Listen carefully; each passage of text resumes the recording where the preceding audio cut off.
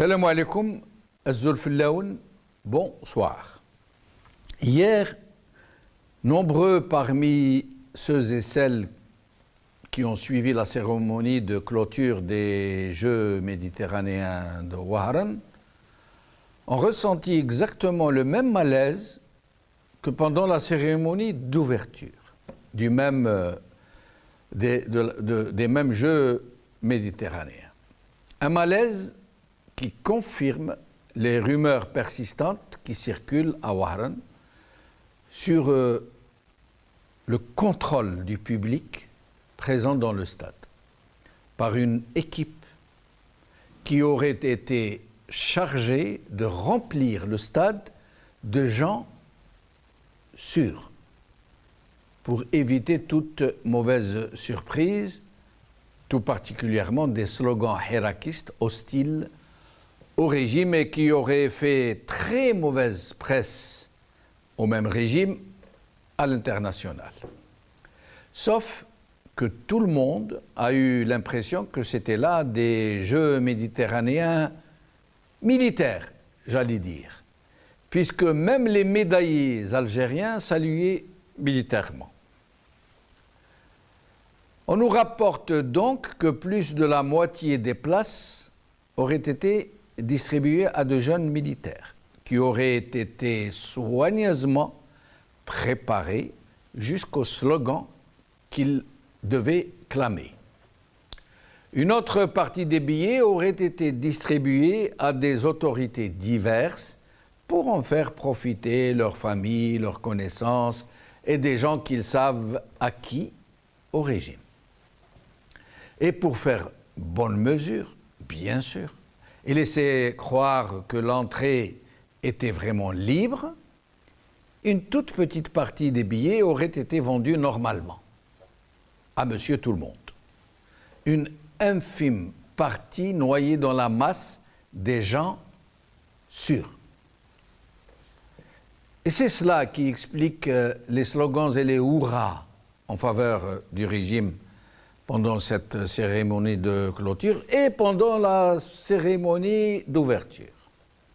Et c'est cela qui explique l'enthousiasme et le zèle frétillant du Premier ministre qui a été jusqu'à hurler « Allahu Akbar ala Tabboun ».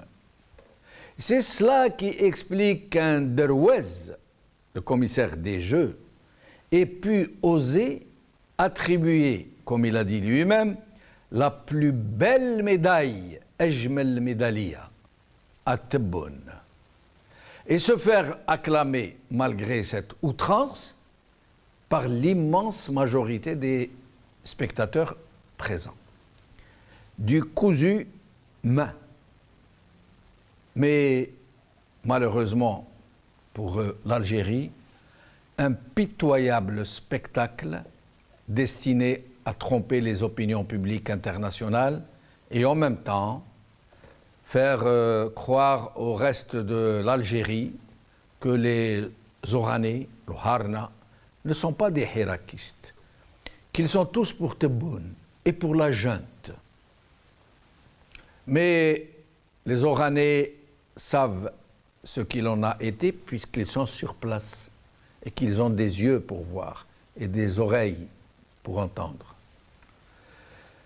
Et le pire est qu'ils savent que ce régime n'a même pas craint de les choquer, en les faisant passer pour ceux qui ne sont pas.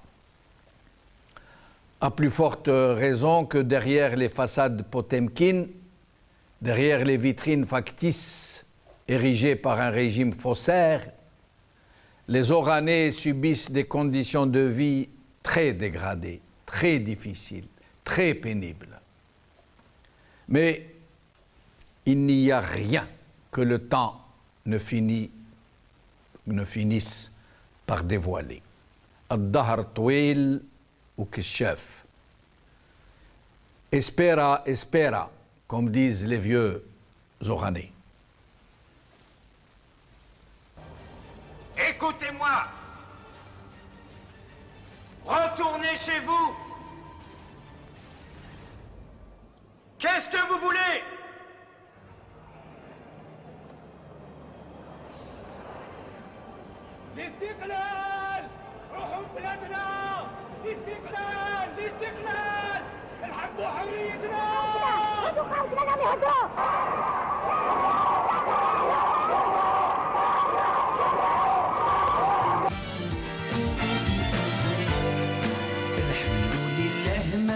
استعمار في بلادنا نكسر سيف الظلم في الحروب هلكوه الشجعان ضحت الرجال في الغيب والصحراء وجبالنا تحيا الجزائر حرة ويحيا والشبان تحيا الجزائر حرة رجال ونسوان تحيا الجزائر حرة رجال ونسوان نبدا بسم الله نور القلوب لساسي منا صلاة الهدي شفيعنا سيد ابن عدنان الله أكبر سلاح المجاهدين سيادنا تنصر شاشة سحر على العدم رفض الرحمن اللي استشهد مرحوم واللي عاش يبقى في الامان الحمد لله ما بقاش استعمار في بلادنا نكسر سيف الظلم في الحرب هلكوه الشجعان ضحات الرجال بالغيب والصحراء وجبالنا تحيا الجزائر حرة يحيا والشبان تحيا الجزائر حرة رجال ونسوان تحيا الجزائر حرة رجال ونسوان رحموا عالشهداء المسفلين لأجل وطننا اكرمهم يا ربي بالقصور في جنة رضوان ودع الرحمن في القلوب يتربى ولادنا والمسلم معلوم بالعفو جاء في القرآن يا مواطن اجتهد وتقدم بعلوم الزمان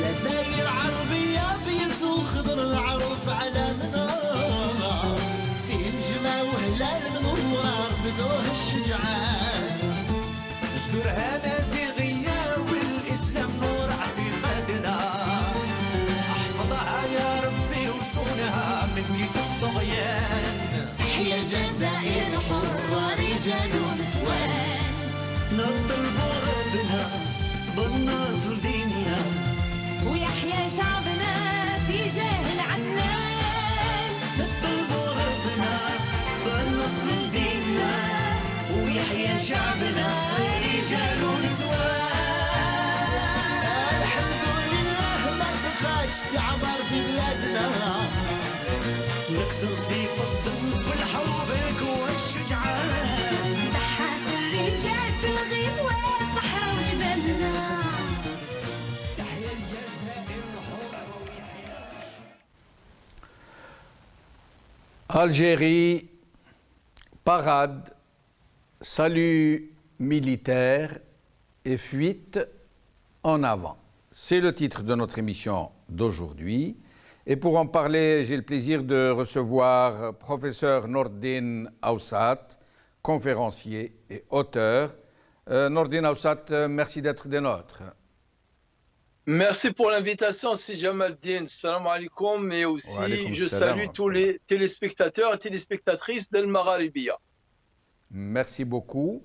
Avec nous, Boukhalifa Ben Mamar, militant politique, membre fondateur de Riposte Internationale. Boukhalifa, merci d'être des nôtres. Bonsoir Jamaldine, bonsoir Nordine, bonsoir à tous vos téléspectateurs et à tous nos concitoyens qui nous suivent de l'autre côté, que ce soit de l'Atlantique ou de la Méditerranée. Merci. Alors, mes chers amis, avant de rentrer dans le vif du sujet, j'aimerais vous passer d'abord un extrait d'une déclaration de M. Tebboune sur la Moujahda, l'emblématique Moujahda très connue, mondialement connue, Moujahda qui a défrayé la chronique de l'histoire pendant la bataille d'Alger, Jamila Bouhired, Belfoum Wilmla. Et vous allez écouter M. Tebboune médire sur elle, la calomnier d'une façon honteuse. Pourquoi ? Parce que dans une préface de livre, elle a préfacé un livre d'un grand moujahid où elle a laissé libre cours à ce qu'elle pense de cette indépendance confisquée, de ce régime, de l'atrocité de ce système, où elle a dit toute son amertume, mais aussi tout son espoir en cette jeunesse à côté de laquelle elle a marché pendant le Hirak, rappelez-vous. Eh bien, M. Tebboune a vu rouge quand il a lu cette préface, et regardez ce qu'il dit sur Madame Jamila Bouhirt. هذه ألهمت الكثير حتى بيكاسو دار لها رسمه. احنا اللي نعرفها بزاف عن عندنا جميلتين، جميلة بوحيرب وجميلة بوباشا. جميلة بوعزة جميلة بوعزة. جميلة بوعزة. جميلة الجزائر. جميلة ثلاثة. بوحيرب خذت سمعة المصريين طلعوها تستحق. جميلة بوباشا أكثر تواضع.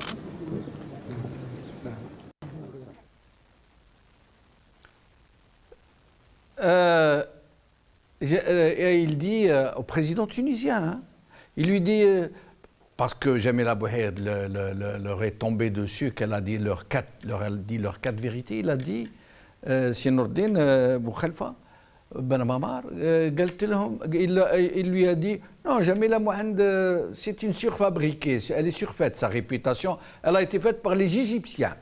Et Jamila Boupacha, Akthar Tawada, Jamila Boupacha, beaucoup plus modeste qu'elle, et Jamila Boupacha, qui, rappelons-le, a refusé un siège de sénateur sur le tiers présidentiel que lui a offert M. Tebboune, elle n'en a pas voulu, elle l'a remercié. Nous allons la passer justement, c'est la numéro 9.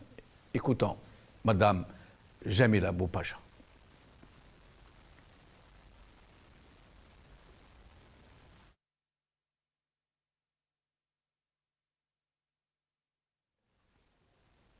Une icône de la révolution refuse le poste de sénatrice.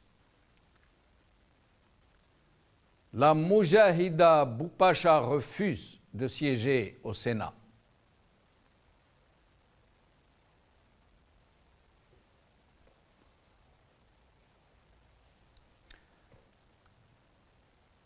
Pour dire que Jamila Boupacha, Allah yadhkara bil khair, elle aussi, leur a infligé un puissant camouflet.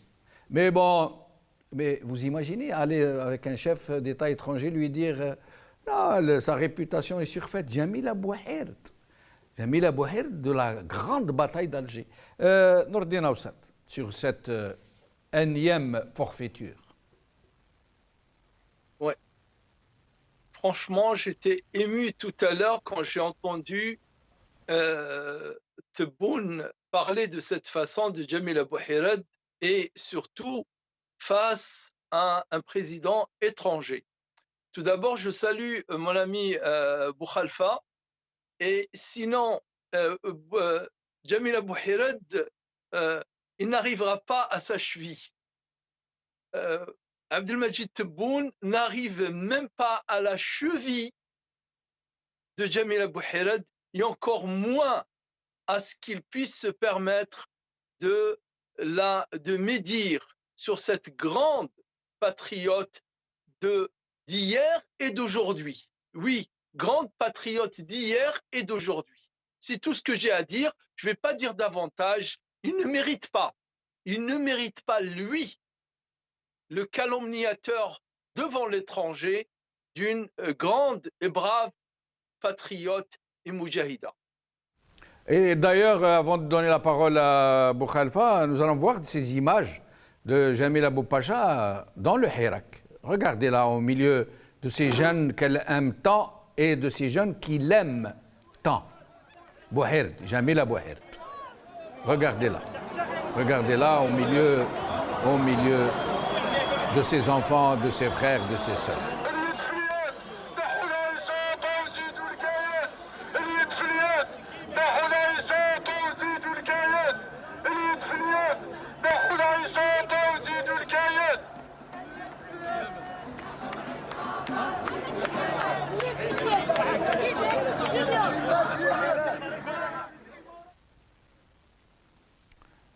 Boukhalifa Ben Mamar sur cette sortie de M. Tebboune qui a médit sur Jamila Bouhirt Je pense que, je pense il y a plusieurs lectures possibles dans ce genre de posture. C'est d'abord, d'autre part, tout le chemin qui reste à parcourir à notre société lorsqu'on arrive sur le terrain très glissant des femmes, surtout des femmes résistantes. C'est quand même une société qui est en train de faire sa mue. Les propos de Tebboune s'inscrivent aussi dans cette mentalité, dans cette culture du rabaissement. Et surtout, il est dans le prolongement de la mystification de ce que fut le mouvement national et le rôle quasi important des femmes qu'elles aient été opérationnelles, qu'elles aient été dans les organisations civiles du FLN ou qu'elles aient été les relais les plus importants dans toutes les chaînes qui ont permis de structurer les maquis, de leur apporter énormément. Tebboune est encore dans cette mystification. Il y a aussi une déconstruction du discours. Vous savez, moi, ça ne me gêne pas ce n'est pas parce qu'il en parle devant un président étranger que ça me gêne, non. Ce qui est gênant, c'est qu'il porte encore un coup supplémentaire, comme il en fait tous les jours, au costume présidentiel qu'il tente de porter maladroitement, donc à défaut de légitimité populaire. Donc je pense qu'une légitimité au niveau du savoir-être pose problème aussi, d'une part. Et d'autre part, moi je vais résumer tout simplement par une phrase de chez nous, qui est pleine de sens, qui est lourde de sens. Vous savez, quand on crache vers le ciel, le crachat nous revient en pleine figure. Je pense que la situation que vous venez de nous montrer est corroborée par ce dicton populaire, qui est plein de bon sens aussi. Absolument. Alors, nous allons parler aujourd'hui de la cérémonie de clôture hier des Jeux méditerranéens. Nous allons vous montrer quelques images et je vous demanderai de les commenter, mes chers amis. D'abord, nous allons écouter Monsieur le Premier ministre, mais écoutez bien, parce que c'est fort de café, mais écoutez bien ce qu'il va dire, ce qu'il a dit, mais écoutez aussi la réaction des téléspectateurs dont j'ai dit aujourd'hui que très vraisemblablement le public a été aménagé de façon très sûre pour éviter toute mauvaise surprise et tout slogan éventuel qui dénonce le régime. Alors écoutons Monsieur le Premier ministre.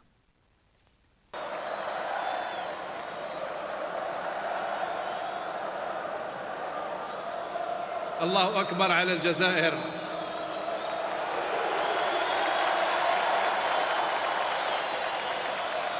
الله أكبر على شعب الجزائر.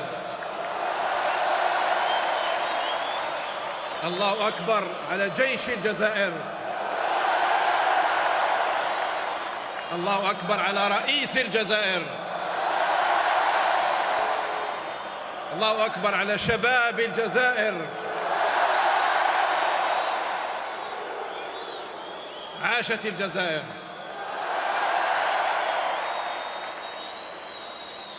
بعد 10 أيام. Donc, vous savez, Allahu Akbar al-Raïs, Allahu Akbar al-Jish, et à chaque fois il est acclamé. Et regardez et écoutez ce qu'a dit M. Derouez, le commissaire des Jeux. Écoutez bien et imaginez qu'un chef d'État d'un État moyennement respectable puisse dire ce qu'il est en train de dire lui. Écoutez bien. أجمل ميدالية ذهبية ستقدم إلى سيد رئيس الجمهورية، وأنا تحدثت على ما قدم لنا منذ البداية لنجاح التنظيم، فبطبيعة الحال هو يتسلم مني ومن كل لجنة التنظيم أجمل ميدالية ذهبية لكي نقدم له العرفان. نور الدين أوسات. Je commencerai par le premier propos, celui de Ayman Abdelrahman, le Premier ministre ou le chef du gouvernement, je ne sais pas. À tout point de vue, c'est le signe de l'indigence culturelle. C'est le signe de la vacuité du discours. Pourquoi? Parce que c'est tout simplement, c'est un non-sens. Il n'y a pas d'éloge à dire Allahu Akbar Allah. Parce qu'on est là à évoquer l'absolu, Allah, en plus, par son qualificatif d'être le plus grand, le plus majestueux, sur l'Algérie. C'est-à-dire la majesté de Dieu écrase l'Algérie, écrase l'armée algérienne, écrase le peuple algérien. Ce n'est pas que la majesté divine d'Allah relève le peuple, relève l'armée. Il fallait utiliser une autre expression. Donc ces gens-là, quand bien même ils veulent faire bien en utilisant certaines expressions, elles leur retombent à la figure, comme tout à l'heure. Que ce soit un crachat ou une éloge, c'est jamais à leur, comment dirais-je, à leur compte et positif, mais à leur encontre plutôt. Donc, c'est tout simplement un propos qui n'avait pas lieu d'être dit. Allahu Akbar ala Sha'b al-Jazairi. Juste un enfant, vous prenez un enfant de 12 ans à qui vous dites expliquez-moi que signifie Allahu Akbar ala. Allah, c'est une expression, c'est une particule de la langue arabe qui signifie le rapport sur, au-dessus de. C'est le vide. Oui, mais quand il dit, mais quand il dit, qu'est-ce qui le forçait à dire Allahu Akbar ala Tebboune? Pourquoi Allahu Akbar ala Tebboune? En plus de ce que vous êtes en train de nous démontrer, qu'est-ce que c'est que cette flagornerie, cette chitalose? C'est quoi? Justement, on utilise des termes qui sont déjà, qui ne sont même pas élogieux dans leur contexte, dans leur expression, dans leur sens, dans leur étymologie, d'une part, et d'autre part, s'il voulait dire Allahu Akbar, c'est-à-dire que Allah est grand et il tire vers le haut ce Abdelmajid Tebboune, il est totalement dans le faux. C'est la vacuité du propos, c'est les mots qui n'ont aucun sens. Pour moi, c'est comme ça que je vois les choses. Boukhalifa, sur cette sortie et du Premier ministre et de M. Derouez, commissaire des Jeux méditerranéens, qui dit vouloir attribuer la plus belle Ejmel Medaliya à M. Tebboune. Medaliya Dahabia. Oui, je pense que le cas de M. Derouez est en droite ligne dans la mission qui lui a été confiée dès le départ, quand ils ont été le chercher. Je le plains parce que curieuse façon de finir la carrière d'un homme quand même qui a apporté énormément au sport algérien, qui a été quand même un facteur très positif. Curieuse façon de lui faire finir sa carrière sur des choses comme celle-là. Il est en droite ligne dans la mission qui lui a été confiée un peu dès le départ.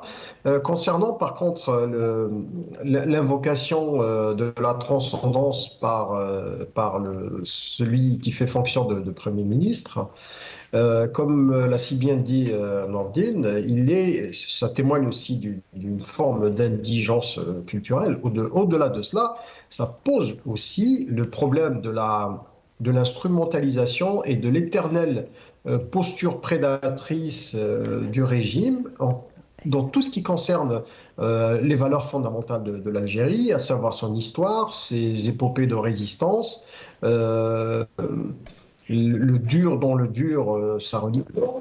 Voilà, donc on n'est pas dans une simple formule, on est dans une tentative extrêmement maladroite, d'une part, et d'autre part, je remercie Nordine d'avoir quand même insisté sur le mot de l'indigence, mais moi je rajouterais aussi quelque chose de très important. Je pense que ceux qui pensent à l'Algérie de demain, ces institutions devrait parler aussi de protéger tout l'ensemble de nos valeurs, parce que c'est une tentative toujours maladroite de vouloir instrumentaliser, de jouer sur une fibre.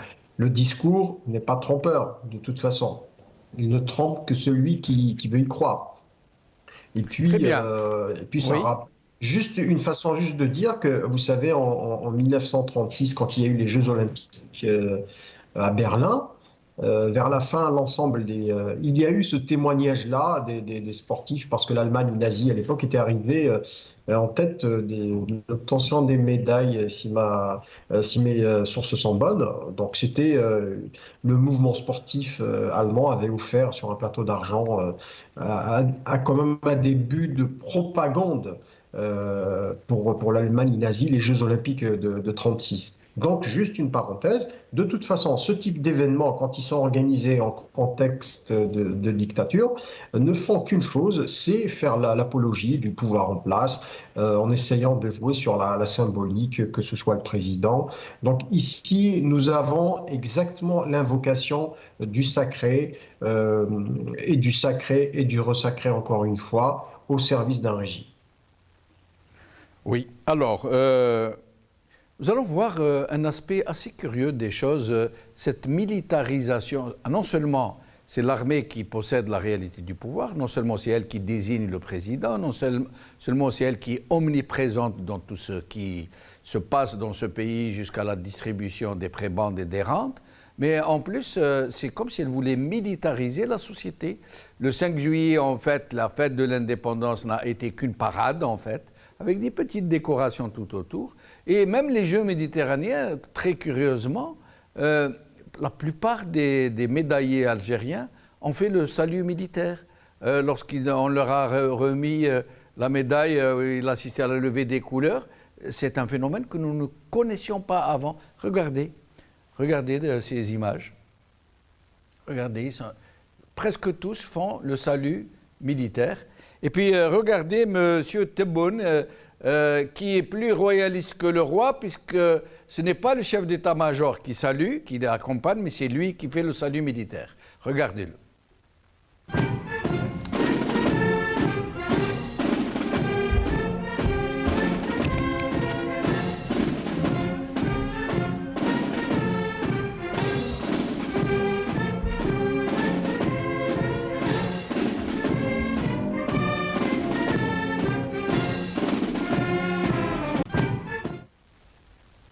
Nordin Aoussat, cette militarisation, comment dire, ostensible, pour ne pas dire ostentatoire. Je vous assure, si Jamaldine, j'ai un nœud au ventre. Wallah, j'ai un nœud au ventre. Là, actuellement, Wallah, je suis révulsé. Pourquoi? Parce que je connais le protocole militaire.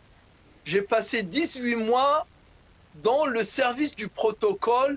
Je le connais de A à Z, le protocole militaire, et je l'ai fait pratiquer à des colonels de l'époque, parce qu'il n'y avait pas ici, et des généraux à l'époque, et je l'ai supervisé. Je supervisais ce protocole-là et le respect. Voir Abdelmajid Tebboune marcher sur ce tapis rouge avec le salut militaire, Wallah, je ne sais pas ce que diront les générations futures de nous.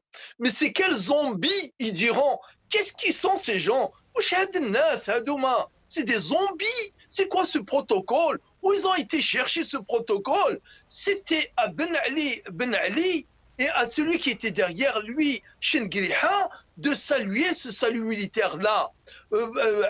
Abdelmajid Tebboune, il devait garder ses bras le long de son corps.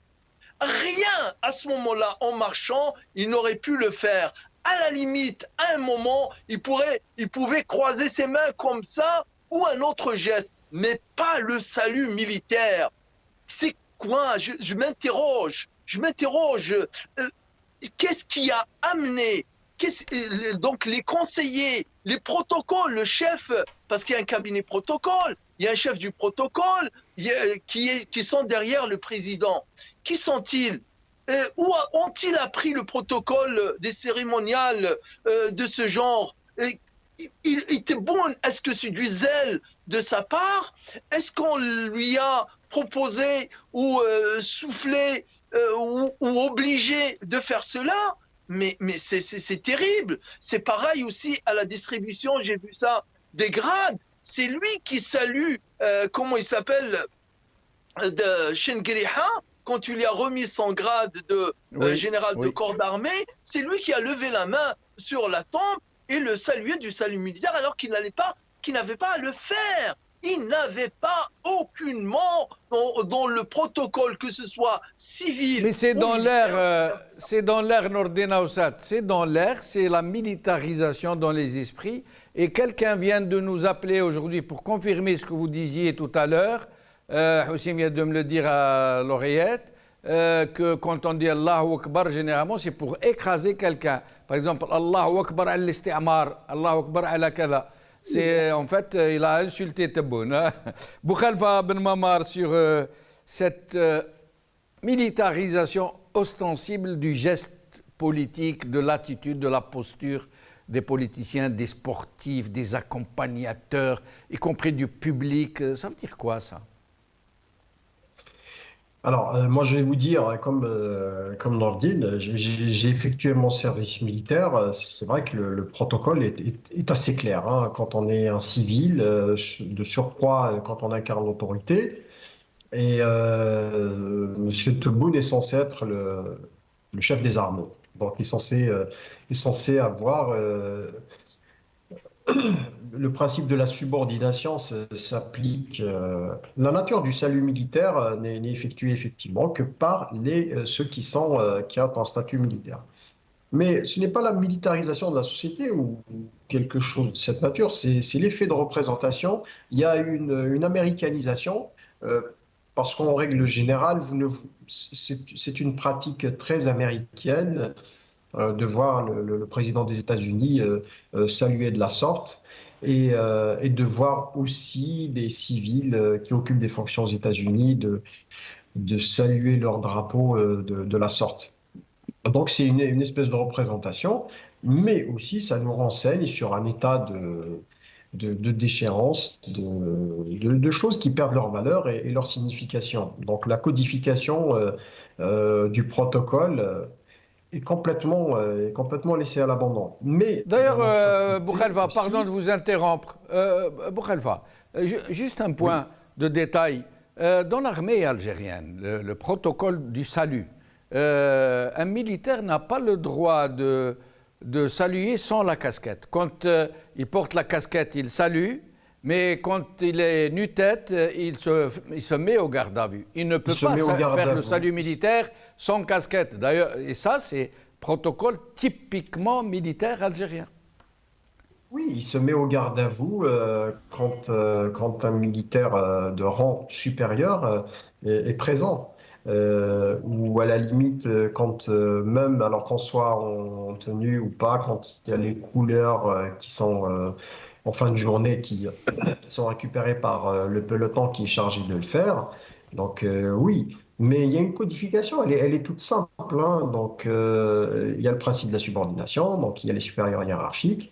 Et même quand on se déplace en tant que section, quand on fait ces exercices, on se déplace. Ce n'est pas l'ensemble de la section, c'est ceux qui se trouvent du côté du gradé qui salue, sur injonction du trio de tête.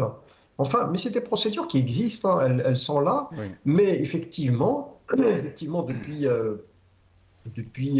qu'il y a le Hirak, il y a eu quand même maintenant pas une militarisation, mais une espèce de mise en spectacle comme ça. C'est une façon d'être, entre parenthèses, voilà, il est cool, voilà, il se rapproche, il se donne une dimension humaine et aussi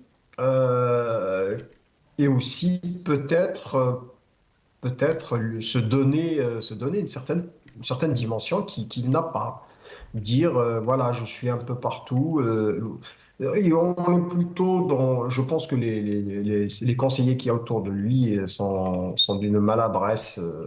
Ça rejoint un peu tout le reste. Voilà, ça rejoint un peu tout le reste. Il rentre un peu dans ce costume de chef suprême des forces armées, ministre de la Défense nationale, etc. Nordine Aoussat, sur ces mesures d'apaisement et sur ces grâces, décrets, 5 décrets portant grâce c'est le flou le plus complet. Pardon, monsieur Tebbouna, j'ai dû faire une erreur, je crois. Alors, d'abord, nous allons écouter monsieur Chengueriha, qui il dit des choses très sensées. Il dit que l'armée algérienne n'est dotée que d'un armement défensif pour se défendre en cas d'agression, pour défendre l'Algérie, le territoire, etc. Et il dit plus que ça, et que l'Algérie se tient à la disposition et sous tutelle et sous l'égide de l'ONU pour des forces de paix dans le monde, des forces d'interposition, etc. Et on se demande, ça nous laisse sidérer, et on se dit, pourquoi cette armée qui opprime chez elle, qui vole l'argent de son peuple, qui fait de ses généraux des milliardaires en dollars, qui tue des Algériens, qui nomme des présidents, qui empêche le peuple de revendiquer son droit à la souveraineté sur son propre destin, et qui se propose d'aider l'ONU, le monde, pour faire régner la paix dans le monde. Écoutez, M. Chengueriha, et je vous donne la parole, s'il vous plaît, messieurs. كما أردنا من خلال هذه الاحتفالية إيصال رسالة بالغة المعاني مفادها أن سلاح الجيش الوطني الشعبي موجه حصرا للدفاع عن الجزائر وحماية حدودها والذود عن سيادتها الوطنية إلى جانب مساهمة في إحلال السلم والاستقرار في العالم تحت وصاية الأمم المتحدة، وأن الجزائر تعبر بكل وضوح عن إرادتها وعزيمتها للاطلاع بدور محوري عن الساحة الإقليمية والدولية في إطار القوانين الدولية. Nordine Aoussat. Oui, donc il y a beaucoup de choses à dire, si Jamaldine, sur cette, sur ce défilé et d'une manière générale sur cette célébration du 60e anniversaire de l'indépendance. Je rappelle, et ça serait même absurde de devoir devoir rappeler cela. C'est la fête de l'indépendance, et c'est l'indépendance du pays, de l'Algérie tout entière, d'accord? C'est-à-dire des 45 000 ans que nous sommes aujourd'hui. Pourquoi l'ANP ou le commandement de l'ANP s'est accaparé, a privatisé cette célébration? C'est une célébration militaire. À la limite, il fallait attendre le 11 août, je pense que c'est le 11 août qui a été choisi comme le 4 journée... août. Le 4 août, il me semble. Pardon, merci de rectifier. Le 4 août, la journée de l'armée nationale populaire est de faire une telle parade et de faire un tel défilé. Mais pas le 5 juillet. Le 5 juillet nous appartient à tous les Algériens, que nous soyons des militaires ou, bien entendu, l'écrasante majorité des civils. Or, ce que nous avons vu, c'est une militarisation. Militarisation du défilé, d'une part, militarisation des symboles, les 200 dinars qui ont été la pièce qui a été émise à cette occasion, les symboles qui sont sur cette pièce, ce sont des symboles de l'ANP, de l'Armée nationale populaire. Ce ne sont même pas les symboles. Moi, je me souviens, en 1972, le dinar, il y avait un tracteur pour symboliser la révolution agraire. En 1974, il y avait la pièce de 5 dinars dans laquelle il y avait deux pièces qui ont été émises. Une pièce dans laquelle on pouvait voir un derrick du pétrole, pour l'exploitation du pétrole, et un autre où on trouvait une personne avec un kashabia et un fusil de chasse et des montagnes pour symboliser le moudjahid dans les montagnes algériennes. Mais là, les 200 dinars, c'est une pièce de monnaie militaire. Donc, je m'inquiète je m'inquiète. Et là, je ne rejoins pas tout à fait mon ami Boukhalifa quand il disait tout à l'heure que c'était pas une... Attention, nous sommes en train de vivre une militarisation à outrance. Quand c'est le chef d'état-major qui convoque le corps électoral et le président dans une interview à Al Jazeera, il le dit sans tiquer, il le dit sans se sentir gêné, que le chef d'état-major a convoqué le corps électoral. Quand nous avons aujourd'hui, pour la première fois depuis la charte et la constitution des années de Boumedienne, le retour de l'armée, la mention de l'armée avec un rôle autre que son rôle militaire qui est dans la constitution, et plus les autres symboles. Donc, moi, je suis vraiment inquiet de cette militarisation à outrance, de cette armée nationale populaire qui phagocyte le peuple, qui phagocyte la nation aujourd'hui. C'est pas que la politique d'aujourd'hui, la nation, puisque toute l'histoire, elle l'a tirée vers elle. C'est comme si le 5 juillet, c'était la fête de l'armée nationale populaire. Boukhalifa, sur cette sortie de chef d'état-major qui dit vouloir participer aux efforts de paix dans le monde et mettre l'armée algérienne à la disposition et sous tutelle, sous tutelle ou sous l'égide de l'ONU pour ramener la paix dans le monde et aider à ce genre de pacification. Qu'est-ce que vous pourriez nous dire, Boukhalifa?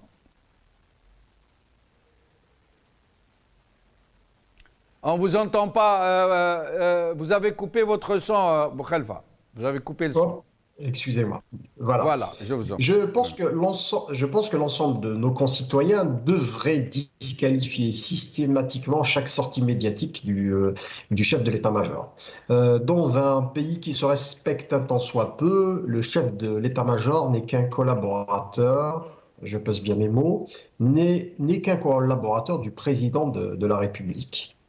Donc là, c'est plutôt l'inverse. On a l'impression qu'on est dans un pays où le président fait partie des collaborateurs les plus éloignés du chef de l'état-major.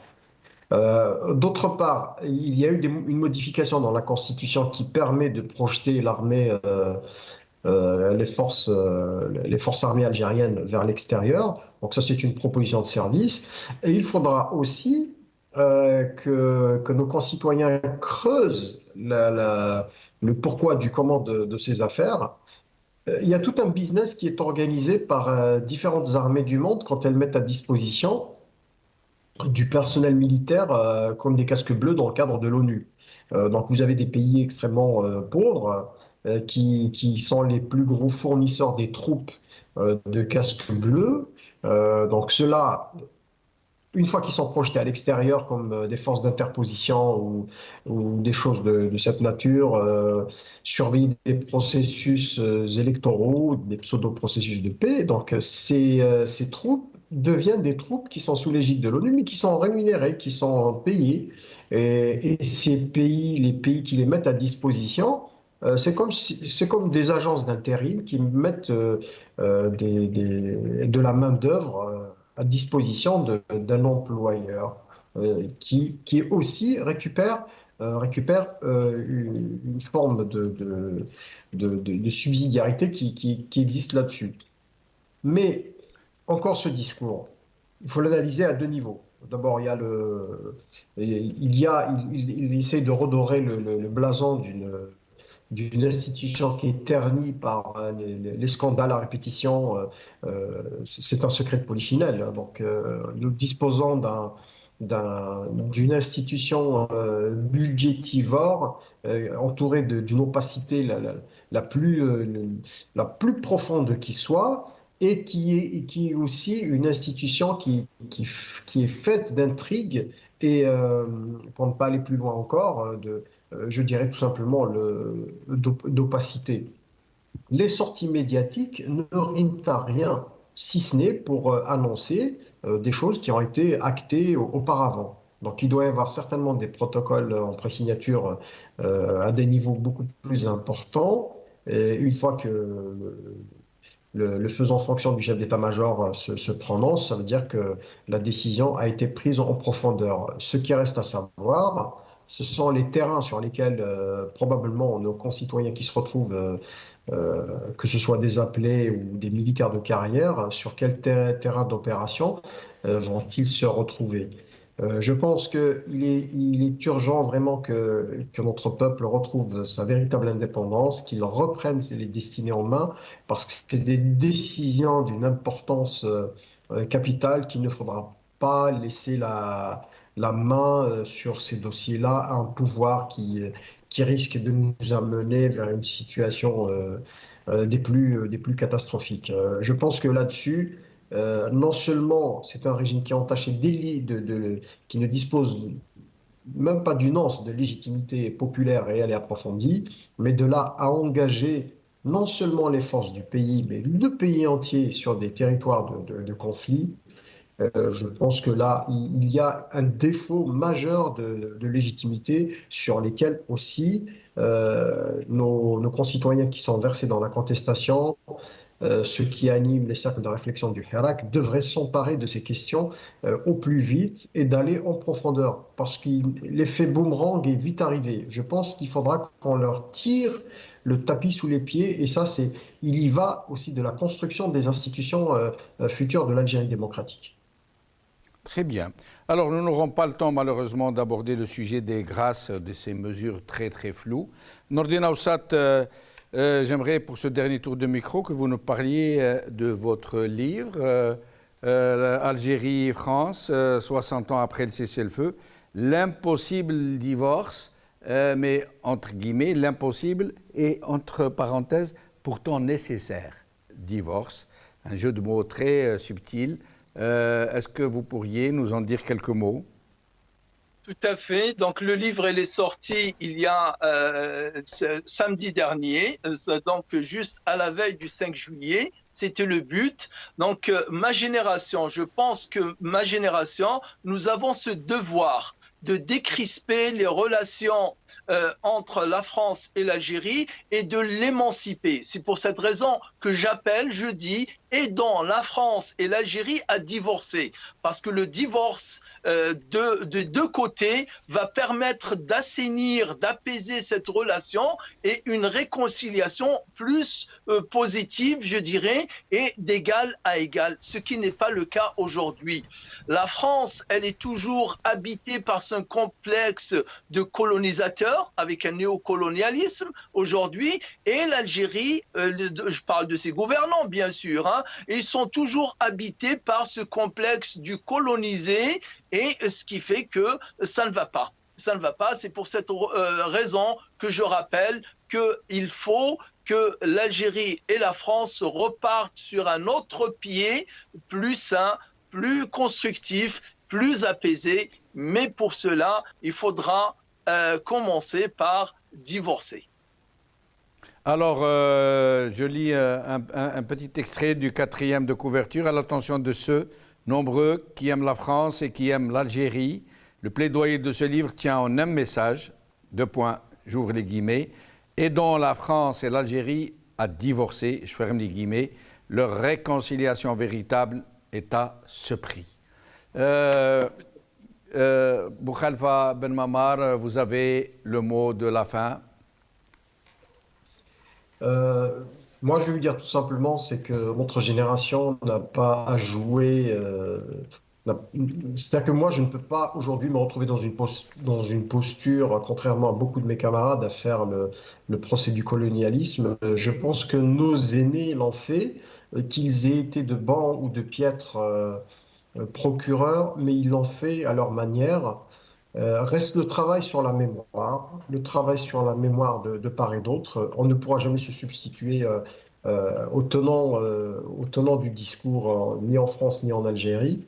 Je pense que ce qui nous manque de notre côté, parce que c'est de ce côté-là qu'il faut qu'on voit, notre société n'a pas sécrété, si vous voulez, de grands courants intellectuels qui ont travaillé la question. ils ont été vite, malgré eux, submergés et l'otage d'une certaine rhétorique qui ne pouvait pas sortir de ce sillon qui a été creusé. Je pense qu'aujourd'hui, il faut encourager la libre pensée. Il faut aller à contre-courant de ce qui s'est fait jusqu'à présent. Et aussi, il faudra qu'on puisse se décomplexer, mais dans le sens, dans l'optique de produire véritablement des hommes et des femmes qui ont la culture de l'État. Et ça, c'est très important parce qu'on n'en a pas en Algérie, on n'en a jamais eu. C'est toujours des produits du sérail. Et je pense que le rapport qu'on va avoir demain, que ce soit avec la France ou peu ou d'autres pays, l'égal à égal, dépendra aussi de notre capacité à sécréter des hommes qui ont une culture d'État et des hommes d'État. Voilà. Mais je pense que ce n'est pas une mission impossible pour un pays comme le nôtre qui a montré sa capacité de résilience au sortir de la guerre civile, qui a montré son attachement à la liberté et aussi à l'émancipation. La vague d'émancipation qui est profonde dans la société n'est pas prête de s'éteindre. Et je pense qu'elle remontera toujours à la surface à plus ou moins brève échéance. Merci Boukhalifa. Nordine Aoussat, vous vouliez dire un mot, je crois? Oui, tout à fait. Donc, c'était juste pour préciser que je ne parle pas de la colonisation, mais de la décolonisation. Ce qui m'intéresse, moi, c'est de 62 à aujourd'hui, pas de 62 et avant. Mais sinon, ce livre, Si Jamaldine, je pense que c'est l'occasion d'en parler avec ce 60e anniversaire. L'ANP et la propagande de l'ANP voudraient nous faire croire comme si le peuple algérien était dans des abris pendant 7 ans. Et le 5 juillet, il est sorti de ces abris et que c'est l'ANP qui a mené la guerre et c'est l'ANP qui a ramené l'indépendance. Non. Ce livre-là, et qui est écrit par le plus grand historien américain, Matthew Conwell, et qui dit l'arme secrète du FLN, comment De Gaulle a perdu la guerre d'Algérie. Il l'a perdu pas militairement, mais surtout politiquement, diplomatiquement. Ne l'oublions pas, ce ne sont ni l'armée des frontières, ni l'armée de l'intérieur qui a défait la France, mais ce sont les civils, les diplomates. Merci Nordine Aoussat, merci Boukhalifa Ben Mamar, merci à vous chers amis d'avoir suivi cette émission. Bqa la khair, bislama.